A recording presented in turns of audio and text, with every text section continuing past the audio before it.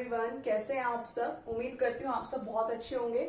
आपकी प्रिपरेशन बहुत अच्छी चल रही होगी जिस भी एग्जाम के लिए आप लोग प्रिपेयर कर रहे हैं। तो आज हम लोग जो है मैं आपके पास एचटेट टीजीटी साइंस के लिए हमने जो है मोशन चैप्टर को कंप्लीट कर लिया था और आज हम जो चैप्टर कर रहे हैं वो कर रहे हैं force and laws of motion. ठीक है, तो इसको हम लोग एनसीईआरटी बेसिस पे करेंगे और इसके न्यूमेरिकल्स भी हम लोग करेंगे। आज मैं आपको थोड़ा सा इसकी जो ओवरव्यू है, इसकी डिटेल्स हैं, वो सारा मैं चैप्टर से रिलेटेड आपको करवाऊंगी। नेक्स्ट क्लास में हम इससे जो रिलेटेड जो भी मैं आज आपको बताऊंगी उससे रिलेटेड जो भी न्यूमेरिकल्स होंगे हम लोग उनको करेंगे। ठीक है, तो देखिए फोर्स क्या होता है। फोर्स क्या होता है आप लोगों को पता है। फोर्स को आप लिखते हो मास इनटू एक्सेलरेशन, यही लिखते हैं ना कि भाई फोर्स जो होता है मास इनटू एक्सेलरेशन होता है। हम बोल सकते हैं कि 1 न्यूटन फोर्स जो है वो इक्वल होगा 1 किलोग्राम मास अगर किसी बॉडी का है और उसके वो एक्सेलरेटेड है 1 मीटर पर सेकेंड स्क्वायर से, तो उसका फोर्स क्या होगा 1 न्यूटन होगा। कोई बॉडी जिसका मास 1 केजी है और वो एक्सेलरेटेड है 1 मीटर पर सेकेंड स्क्वायर से, तो उसका जो फोर्स होगा उसके ऊपर जो लगेगा वो 1 न्यूटन लगेगा। आपको पता ही है एसआई यूनिट क्या होती है फोर्स की, न्यूटन होती है। एसआई यूनिट क्या होती है, न्यूटन होती है। ठीक है, तो फोर्स आपको पता है, फोर्स इज एक्सर्ट किया जाता है फोर्स, और फोर्स जो एक्सर्टेड है वो 1 न्यूटन कब होगा, जब 1 केजी मास हो और 1 मीटर पर सेकेंड स्क्वायर एक्सेलरेशन हो किसी बॉडी की, तो फोर्स कितना हो जाएगा उसका 1 न्यूटन हो जाएगा। ठीक है, तो ये फोर्स का था। फोर्स की एसआई यूनिट क्या होती है, न्यूटन होती है। अब देखो फोर्स ना 2 तरीके के होते हैं। फोर्स 2 तरीके के होते हैं, एक होता है बैलेंस्ड फोर्स और एक होता है अनबैलेंस्ड फोर्स।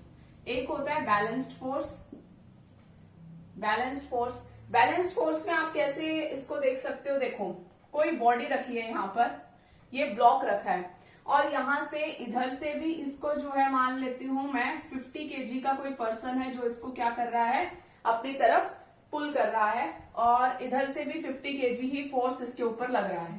ठीक है, 50 केजी का पर्सन मत लो, हम ऑल ओवर लेंगे 50 न्यूटन लो। ठीक है, तो 50 न्यूटन फोर्स यहां से लग रहा है और 50 न्यूटन फोर्स यहां से लग रहा है। तो इस केस में यहाँ पर जो फोर्स है वो कैसा फोर्स है, वो बैलेंस फोर्स है। दोनों साइड से फोर्स जो है वो इक्वल लग रहा है बॉडी के ऊपर, तो ये जो ब्लॉक है ना तो ये इधर मूव करेगा ना ये उधर मूव करेगा। तो ऐसे फोर्सेस को क्या बोलते हैं, बैलेंस्ड फोर्सेस बोलते हैं। ठीक है, अब अनबैलेंस्ड फोर्सेस क्या हो जाएंगे, अनबैलेंस्ड फोर्सेस क्या हो जाएगा, इसी को अनबैलेंस बना देती हूं मैं। अब अनबैलेंस क्या हो जाएगा, मान लो उधर 50 न्यूटन लग रहा है और इधर 25 न्यूटन फोर्स लग रहा है। अब तो ये ब्लॉक किस तरफ जाएगा, उस तरफ जाएगा ये ब्लॉक। ठीक है, तो ये जो है अनबैलेंस्ड फोर्स हो गया, मतलब दोनों side equal amount of force जो है वो अप्लाई नहीं हो रहा। तो ऐसे फोर्सेस को क्या बोलते हैं, अनबैलेंस्ड फोर्स हम लोग बोलते हैं। ठीक है, तो ये था फोर्स का छोटा सा आपका स्टार्टिंग में जो थोड़ा सा ओवरव्यू मुझे देना था फोर्स से रिगार्डिंग, वो था। ठीक है, अब आपके पास न्यूमेरिकल्स कैसे आते हैं, बहुत इजी से। मान लो किसी कोई बॉडी है जिसका मास आपको दे रखा है 50 केजी है। ठीक है, और मान लेती हूं मैं एक्सेलरेशन क्या है उसके ऊपर, एक्सेलरेशन क्या है उसके ऊपर, एक्सेलरेशन लग रहा है 2 मीटर पर सेकेंड स्क्वायर।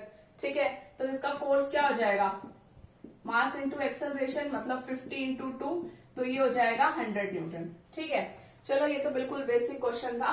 नेक्स्ट क्वेश्चन देखते हैं हम लोग इसमें। नेक्स्ट क्वेश्चन देखते हैं हम लोग इसमें। अगर कोई ऑब्जेक्ट है, कोई बॉडी है जिसका मास मान लो 50 केजी है, ठीक है, और वो किसी रेस्ट पोजीशन से उसने मूव करना शुरू किया है, मतलब कि उसकी जो इनिशियल वेलोसिटी है वो 0 है और उसकी फाइनल वेलोसिटी आपको दे रखी है, मान लो कितने लोगे 4 मीटर पर सेकेंड स्क्वायर पर सेकेंड दे रखी है। ठीक है, और ये जो टाइम इंटरवल है, मतलब कि ये यहां से यहां तक जो गया 0 से 4 मीटर पर सेकेंड स्क्वायर की स्पीड से इनिशियल से फाइनल पोजीशन पर गया, इसको जो टाइम लग रहा है वो 2 सेकेंड का लग रहा है। तो आपको यहां से पूछा है इसका फोर्स क्या होगा, आपसे इसका फोर्स पूछा है। तो फोर्स क्या होता है, फोर्स होता है आपका मास इंटू एक्सेलरेशन। और एक्सेलरेशन क्या होता है, हमने लास्ट क्लास में पढ़ा था, rate of change of velocity. तो rate of change of velocity का मतलब क्या है, final minus initial velocity by में टाइम टेकन, यही तो रेट होगा। Rate of change of velocity, rate of change क्या हो गया, रेट का मतलब ही बाय में टी होता है, पहली बात तो ये होगी। और फिर वेलोसिटी का चेंज है तो फाइनल और माइनस इनिशियल, तो वो उसका चेंज हो जाएगा, चेंज इन वेलोसिटी हो जाएगी। मास कितना है 50 और फाइनल वेलोसिटी कितनी है 4, इनिशियल कितनी है 0 और टाइम कितना है 2। तो यहां से ये आपका आ गया 100 न्यूटन। फोर्स कितना लग रहा होगा इसके ऊपर 100 न्यूटन लग रहा होगा। ठीक है, ये थोड़ा सा टिपिकल था, उससे अलग था, मतलब कि ऐसा नहीं है कि आपको डायरेक्ट ही क्वेश्चन आपसे पूछेंगे, बाकी मैं न्यूमेरिकल्स जब कराऊंगी जब आपको बताऊंगी। ठीक है, तो अब आ जाते हैं हम लोग करेंगे फर्स्ट लॉ ऑफ मोशन। देखो फर्स्ट लॉ ऑफ मोशन समझने का ज्यादा है, पढ़ने से ज्यादा समझने का है। ठीक है, और इसको अच्छे से समझना। फर्स्ट लॉ ऑफ मोशन, पहली बात तो ये क्वेश्चन बहुत बार आ चुका है कि किसके बारे में बात करता है इनर्शिया की। फर्स्ट लॉ ऑफ मोशन किसकी बात करता है, इनर्शिया की। इसको लॉ ऑफ इनर्शिया भी बोलते हैं। अब ये इनर्शिया होती क्या है, देखो कोई भी ऑब्जेक्ट जिस स्टेट में वो है वो उसी में रहने की कोशिश करता है। अगर मैं मूव कर रही हूं ना तो मेरी बॉडी को हैबिट हो चुकी है कि अब वो मूव ही करेगी। अगर मैं रुकी हुई हूं ना तो मेरी बॉडी अब जो है क्या रुकने की कंडीशन में, टेंडेंसी में है, वो एकदम से आप मूव करेंगे ना तो उसको झटका लगेगा उस चीज का। ठीक है, अब वो जिस स्टेट में बॉडी होती है, इनर्शिया ये बात बोलती है कि भाई जिस स्टेट में बॉडी है ना वो उसी में रहने की कोशिश करती है, चाहे वो स्टेट ऑफ रेस्ट में हो चाहे वो स्टेट ऑफ मोशन में हो। जिस स्टेट में बॉडी होगी वो उसी में रहने की पूरी कोशिश करती है, पूरी ट्राई करती है कि मैं उसी स्टेट में बनी रहूं। ठीक है, अगर रेस्ट में हूं तो रेस्ट में रहूं, मोशन में हूं तो मोशन में रहूं। ठीक है, लेकिन जब स्टेट चेंज होती है उस टाइम पर तो ये इनर्शिया क्या है, स्टेट ऑफ रेस्ट है या स्टेट ऑफ मोशन है, मतलब कि जो उसकी स्टेट है वो उसी में रहेगा, उसको इनर्शिया बोलते हैं। इसीलिए इसके ऊपर बहुत सारे एग्जाम्पल्स बनते हैं। जैसे आप जब मूविंग बस में ट्रेवल करते हो, है ना, बस के अंदर आप बैठे हो और अब बस चल रही है आगे की तरफ, अचानक से रोड के बीच में मान लो या आपकी बस के आगे कोई ऐसा व्हीकल आ जाता है या फिर अचानक से ड्राइवर ने ब्रेक लगा दिए। अब ड्राइवर ने ब्रेक लगाई तो आपकी बॉडी आगे गिरती है ना, आपको इस चीज का आइडिया नहीं था, आपकी बॉडी आराम से स्टेट ऑफ रेस्ट में बैठी हुई थी, मतलब बस के अकॉर्डिंग स्टेट ऑफ रेस्ट है ना वो, और वैसे तो आप मूव कर रहे हो बस के अंदर बैठ के, लेकिन बस के अंदर की बात करेंगे तो वो स्टेट ऑफ रेस्ट है। ठीक है, तो आप आराम से बैठे हुए थे और एकदम से आप आगे चल रहे थे, आपकी बॉडी को आगे जा रही थी, उसके अकॉर्डिंग वो मूव कर रही थी, ड्राइवर ने ब्रेक लगा दिए तो आपकी बॉडी आगे गिरती है। अब वो आगे क्यों गिरती है, क्योंकि हमारी बॉडी आगे की तरफ चल रही थी, अब वो उसी स्टेट में रहने की कोशिश कर रही है। वो जिस स्टेट में चल रही थी वो उसी स्टेट में रहने की ट्राई कर रही है, लेकिन ड्राइवर ने तो ब्रेक लगा दिए, तो लेकिन बॉडी फिर भी आगे की तरफ जाएगी, इसलिए वो आगे की तरफ गिरती है। ठीक है, ये तो हो गया इसका पहला एग्जांपल। दूसरा देखो, ट्रेन के अंदर आप बैठे हो, स्टेशन है, स्टेशन पे आप स्टेशन पे ट्रेन में चढ़े, ट्रेन में चढ़ के आप अपनी सीट पर जाकर बैठ गए। ठीक है, उसके बाद क्या हुआ, 5 मिनट बाद 10 मिनट बाद जितना भी उसका स्टॉप था उसके बाद वो ट्रेन मूव करना शुरू करती है। अब जब वो ट्रेन मूव करना स्टार्ट करती है ना तो एकदम से जब ड्राइवर जो है ट्रेन को मूव करवाता है, ट्रेन आगे बढ़ती है, उसी टाइम आपकी बॉडी पीछे गिरती है। जैसे उसने क्या करा, ट्रेन स्टार्ट करी, रुकी हुई थी ट्रेन और स्टार्ट करी, आपकी बॉडी गिरेगी पीछे, है ना, क्यों, क्योंकि आपकी बॉडी को उस स्टेट ऑफ रेस्ट में रहने की आदत थी, वो उसमें रहना चाह रही थी, लेकिन क्या करा ड्राइवर ने, आगे चला दी ट्रेन, इसीलिए आप पीछे गिरते हो उस केस में। ठीक है, तो ये जो है गिरने का क्या मतलब है, मतलब सिर्फ इतना ही है कि आपकी बॉडी जिस स्टेट में है ना वो उसी स्टेट में रहने की ट्राई करती है और उसी को इनर्शिया बोलते हैं। ठीक है, तो ऐसे एग्जाम्पल्स आपको दिए जाएंगे और आपसे पूछा जाएगा इनमें से इनर्शिया का एग्जाम्पल कौन सा है। ठीक है, या कौन सा इनमें से इनर्शिया को डिफाइन कर रहा है, तो आप बताओगे कि कौन सा एग्जाम्पल कर रहा है या चारों में से कौन सा नहीं कर रहा है। ठीक है, ऐसे ही अब मान लो बस चल रही थी, स्ट्रेट चल रही थी, मान लो कोई बस थी, इस बस में आप बैठे हुए हो और ये बस चल रही है आगे, आप यहां बैठे हुए हो इस बस में, ये बस चल रही है आगे। अब क्या हुआ, एकदम से कर्व आया, ये सीधी चल रही थी, कर्व आया और बस जो है यहां पर आ गई और इसने, ड्राइवर ने कर्व लिया, एकदम से कर्व लिया इसने, तो आप जो यहां बैठे हुए हो बस के अंदर, बाहर की तरफ जाकर गिरोगे इसके। ठीक है, आपने देखा है ना जब वो मुड़ती है तो आप जहां पर होते हो वहीं पर रहने की कोशिश करते हो। अब आप सीधा रहने की कोशिश कर रहे थे, बाहर की तरफ नहीं गिरोगे, देखो सीधा रहने की कोशिश कर रहे थे, आप यहां बैठे थे, आप चाह रहे थे मैं सीधा ही रहूं, है ना, सीधा सीधा चल रही थी बस, अब एकदम से कर्व ले लिया उसने ऐसे, तो आप दूसरी साइड बाहर गिरोगे, मतलब कि इस साइड आपकी बॉडी जाएगी, आपकी बॉडी इस साइड जाएगी, आपकी बस इधर चल रही है, आपकी बॉडी दूसरी साइड जाएगी। क्यों? क्योंकि वो एकदम से टिल्ट कवर ले लिया, उसने कर्व ले लिया, तो आपकी बॉडी बाहर की तरफ गिरेगी। ठीक है, तो ये क्यों होता है? ये भी इनर्शिया का ही केस है कि इनर्शिया में जिस स्टेट में बॉडी रहने की कोशिश करती है ना, वो उसी में रहने की, मतलब जिस स्टेट में बॉडी होती है उसी में रहने की वो ट्राई करती है, और इसीलिए जब ये कर्व हुआ तो बाहर की तरफ जो है आप जो है बाहर की तरफ आपको फील होगा कि आप उधर गिर रहे हो। ठीक है, फिर आप पकड़ोगे खुद को, बचाओगे, कुछ भी करोगे। ठीक है, तो ये था आपका लॉ ऑफ एनर्शिया। ठीक है, first law of motion. First law of motion से आपने जो भी पूछा जाए इनर्शिया से रिलेटेड होगा। ठीक है, और इनर्शिया में आपको बस इतना ध्यान रखना है कि आपकी बॉडी जिस स्टेट में है, आपकी बॉडी उसी स्टेट में रहने की ट्राई करती है। ठीक है, अगर वो स्टेट ऑफ रेस्ट में है तो वो स्टेट ऑफ रेस्ट में मूव करने की, अगर वो सीधी मूव कर रही है तो वो सीधा मूव करने की ट्राई करती रहेगी, अगर वो रुकी हुई है तो रुकने की ट्राई करती रहेगी। उसमें जब भी चेंजेस आएंगे ना, तो आपको जो है क्या होगा, फोर्स फील होगा। ठीक है, उसमें क्या होगा, फोर्स फील होगा। तो ये होता है आपका फर्स्ट लॉ ऑफ मोशन। ठीक है, ये था हमारा फर्स्ट लॉ ऑफ मोशन, जिसको लॉ ऑफ एनर्शिया भी कहते हैं। ठीक है, नेक्स्ट है आपका, अब ये जो मैंने एक दो एग्जांपल बताए हैं, ये सब पूछे जा चुके हैं कि आप अगर ऐसे जा रहे हो तो इनर्शिया की वजह से कहाँ आपकी बॉडी बैकवर्ड गिरेगी, फॉरवर्ड गिरेगी, आगे गिरोगे, पीछे गिरोगे, साइड में टिल्ट होगे, क्या होगा। ठीक है, ये क्वेश्चंस है सारे जो मैंने अभी बताए हैं आपको। ओके, उसके बाद नेक्स्ट है आपका second law of motion.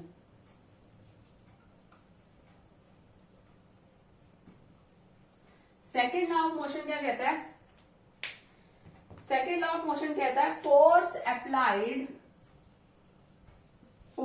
Applied on an object is directly proportional to its momentum, directly proportional to rate of change of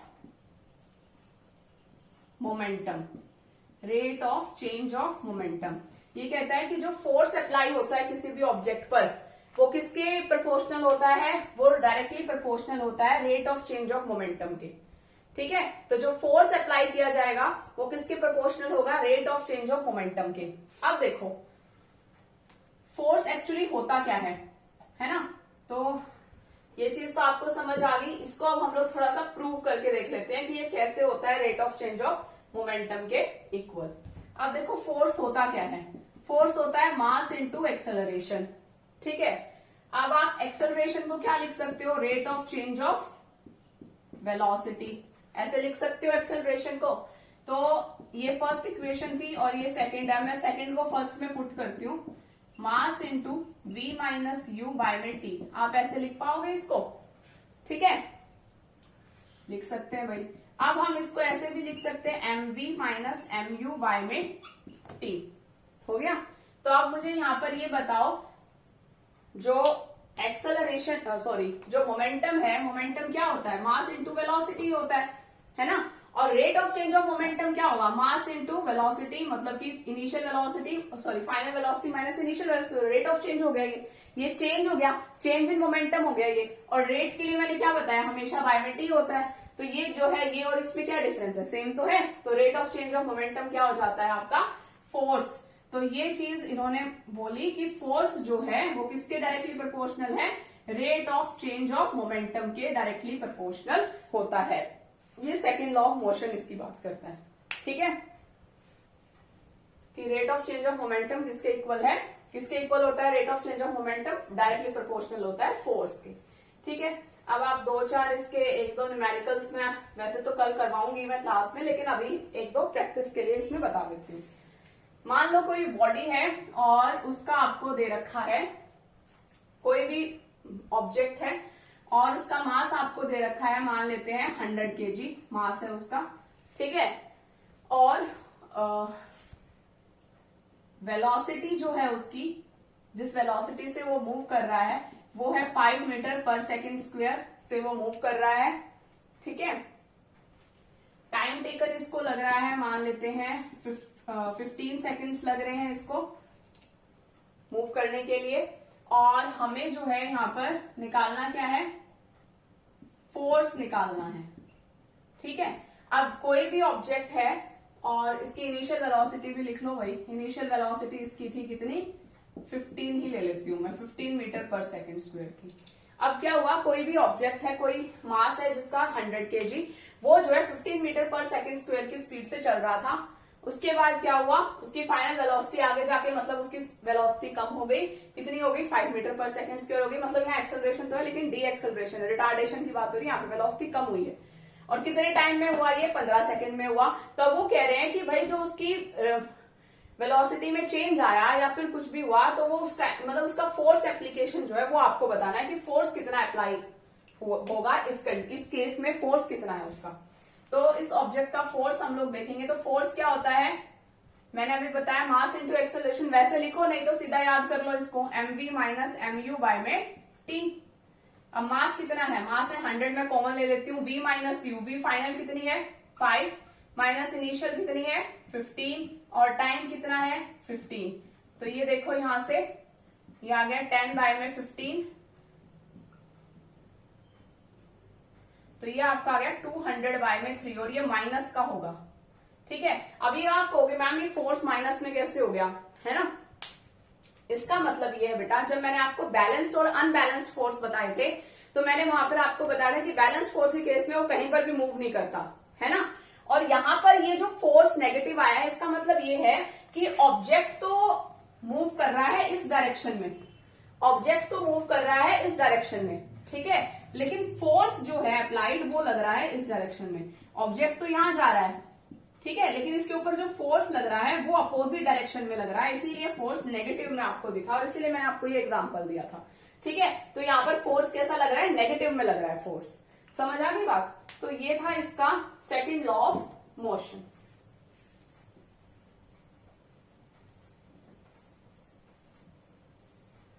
अब देखिए next third law of motion. Third law of motion, अच्छा ये तो पता होगा ना कि ये लॉ ऑफ मोशन दिए किसने थे, न्यूटन ने दिए थे, ये तो पता होगा, है ना। इसलिए मैंने बताया नहीं, कहीं सोचो ये तो बताया नहीं मैम ने, दिए किसने थे laws of motion, laws of motion Newton ने दिए थे। तो थर्ड लॉ ऑफ मोशन क्या कहता है, थर्ड लॉ ऑफ मोशन कहता है कि action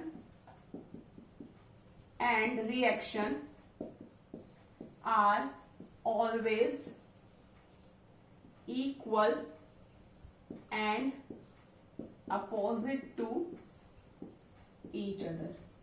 Action and reaction are always equal and opposite to each other. ठीक है, आप जैसा एक्शन करोगे वैसा आपको रिएक्शन मिलेगा, ये बात बोलता है थर्ड लॉ ऑफ मोशन। आप ना अपनी फिस्ट को ऐसे बनाओ और आप दीवार में इसको मारो, ठीक है। आप जिस इंटेंसिटी से दीवार में इसको मारोगे ना, उतनी इंटेंसिटी से आपको चोट लगेगी। अगर आप तेज मारोगे तो आपको तेज हार्म होगा, आराम से मारोगे तो आराम से लगेगी। मतलब जैसा आप एक्शन करोगे वैसा आपको रिएक्शन मिलेगा। किसका एग्जाम्पल है, थर्ड लॉ ऑफ मोशन का, ठीक है। उसके बाद आपने गन देखी होगी, गन रिकॉइलिंग का एग्जाम्पल बहुत बार पूछा जाता है, किसका एग्जाम्पल है, थर्ड लॉ ऑफ मोशन का। गन को जो वो बड़े वाली होती है बंदूकें जो ऐसे शोल्डर पे रख के चलाई जाती है, ठीक है, उसको जो है पहले पीछे किया जाता है ट्रिगर को, और उसके बाद फिर प्रेस किया जाता है ट्रिगर को, सॉरी उसको पहले ऐसे पीछे करके ट्रिगर को प्रेस किया जाता है। अब ट्रिगर को प्रेस करते हैं हम लोग, पहले उसको पीछे लेके गए, है ना, और फिर वो आगे जाती है, गोली जो उसमें से निकलेगी, जब आप ट्रिगर को पीछे प्रेस करोगे जब आगे निकलेगी, तो वो जितने उससे आप उसको ऐसे करते हो उतनी उससे इंटेंसिटी से आगे जाती है। ठीक है, कहने का मतलब ये, इसमें तो खैर इंटेंसिटी नहीं है, उसमें तो साइंस ही आ जाती है एक तरीके से, लेकिन बात ये है कि जब तक आप एक्शन नहीं करोगे आपको रिएक्शन नहीं मिलता। ठीक है, तो वो भी एक्शन रिएक्शन का ही केस होता है गन रिकॉइलिंग का। ठीक है, उसके बाद और आप बता सकते हो एक्शन रिएक्शन का कोई केस, कोई एग्जांपल आप लोग भी बता सकते हो कि जहां पर action and reactions are always equal and opposite to each other. जैसे यहां से कोई एक्शन लग रहा है, अगर ये मान लो ये एक्शन है x और यहाँ रिएक्शन भी क्या होगा, x ही होगा, फर्क कितना होगा, ये पॉजिटिव x है तो ये नेगेटिव x होगा, मतलब डायरेक्शन इनकी अलग अलग है, अपोजिट टू ईच अदर। बाकी action and reactions are always equal and opposite to each other. तो ये थर्ड लॉ ऑफ मोशन है हमारा। ठीक है, तो ये हमारे लॉज ऑफ मोशन थे। First law, second law, third law of motion और फोर्स की बेसिक डेफिनेशन। कल अब मैं इसके न्यूमेरिकल्स आपको करवाऊंगी नेक्स्ट क्लास में, और इसके क्वेश्चंस जो है वो लोग हम देखेंगे। आज मैंने आपको जस्ट ओवरव्यू बताया, वैसे आप लोगों को बहुत सारे बच्चों को पता होगा, लेकिन फिर भी हमें डायरेक्ट न्यूमेरिकल करने से पहले थोड़ी सी थ्योरी कर लेनी चाहिए, ताकि हम लोग उसको इजीली न्यूमेरिकल्स को सॉल्व कर पाए। तो आज इसीलिए मैंने आपको जो है थोड़ी सी इसकी जो भी डिटेलिंग थी इस चैप्टर की वो आपको करवा दी है। अब कल हम लोग सिर्फ न्यूमेरिकल करेंगे, जो नेक्स्ट क्लास होगी इसकी कल या परसों, तो उसमें मैं आपको न्यूमेरिकल्स कराऊंगी force and laws of motion के, और जो आपके एस्टेट में प्रीवियस ईयर क्वेश्चंस आए हुए उसके भी। ठीक है, इसमें अगर आपको कोई डाउट है तो आप मेरे से पूछ सकते हो। और एक एग्जाम्पल और मुझे बिल्कुल भी ध्यान नहीं आ रहे, पर आई थिंक मैंने जो आपको एग्जाम्पल दिए उससे आपको क्लियर तो हो गया होगा कि मतलब ये लॉ ऑफ मोशन में बात क्या कही जा रही है। ठीक है, तो ये जो है तीनों लॉज जो है वो आपके कंप्लीट हो गए। तीनों लोग बात क्या कर रहे हैं वो चीज कंप्लीट हो गई। आप जो है हम लोग इसके एग्जांपल्स करेंगे नेक्स्ट क्लास में। ठीक है, तो that's all for today. Thank you very much for taking this class, and अगर आपको कोई भी डाउट है तो आप कमेंट सेक्शन में मेरे से पूछ सकते हैं इसके रिगार्डिंग। और बाकी जो क्लासेस हैं आपकी बायो की भी चलती रहेंगी कंटिन्यू में। अगर आपको केमिस्ट्री क्लासेस भी चाहिए तो आप मुझे वो भी कमेंट में बता सकते हो, मैं केमिस्ट्री का भी स्टार्ट करा दूंगी साइड बाय साइड। और इतना ही था फिर आज के लिए। तो अगर आपको वीडियो अच्छी लगी है तो चैनल को सब्सक्राइब कर देना, वीडियो को शेयर कर देना और लाइक कर देना। ठीक है, थैंक यू वेरी मच।